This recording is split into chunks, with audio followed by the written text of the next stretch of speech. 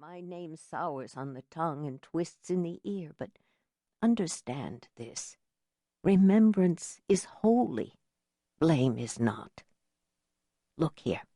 Look what I have kept all these years.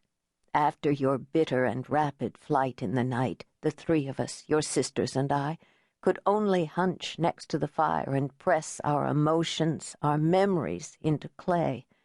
Now they are only shards, crumbling in an old jar. Now they are like me, tired and brittle and full of recollections. My child, these are our lives. Even as Elohim dug up the red earth and breathed life into it, so we also scooped up river mud and breathed life into it. Each one of these clay fragments tells a story. Each one represents a season in this grand and cruel world of Elohim's. Listen, can you hear them? Part 1. Strangers in the Land. Eve. I came upon my son's body by the river. The morning was no hotter or drier than usual, but as I crossed the plains between the house and the river, the wind kicked up the dust clouds, and I had to hold my robe over my nose. Dust clung to my wet face and marked the crooked trails of my tears. Behind me, the sky was the color of lettuce. The sand chafed my swollen feet, and my groin ached with the pains of Eleazar's birth. Was it just last evening I had borne him? And my heart, oh, my heart's deep sorrow was for the travesty Cain had committed, then confessed to me like a blubbering child. The body was not hard to find.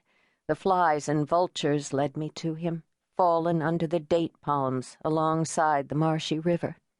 His face was unrecognizable. Cain had seen to that. I don't remember if I was sad or grieving just then. I was more astonished than anything.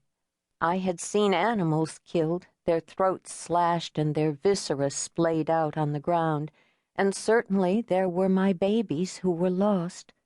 But nothing prepared me for the sight of Abel, my precious son, as still as a rock, his head bloodied and his neck arched back, stiff, at an unnatural angle. His eyes, I realize now that it was a miracle they had not yet been pecked out, once full of his vigor and brooding and planning, were empty. They said nothing to me. Of course, Abel had said little to me ever since he took to the fields to tend his goats and sheep. But that is no matter. He was still my favorite. Is a mother permitted to say such things about her children? I fell to my knees and threw my body over his. I lifted his head, cold and broken, to my breast, and cradled him there as I had done so often when he was a baby. Fresh tears refused to come, which was strange.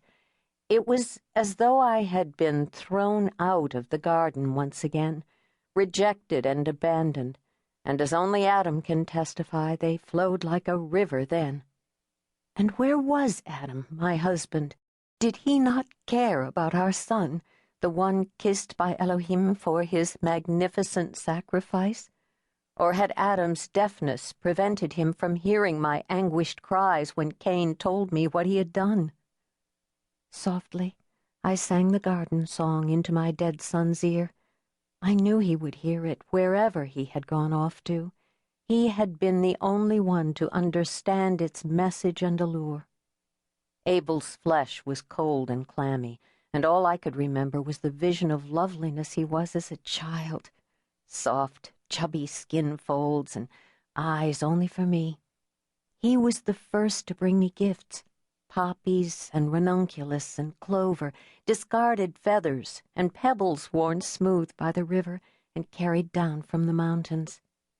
Cain would not have thought of it. He was too busy traipsing after his father, digging, planting, terracing, and experimenting with anything green. What sorrow there is in having children! At first they tickle your heartstrings. They linger for your words, clutch at your skirts,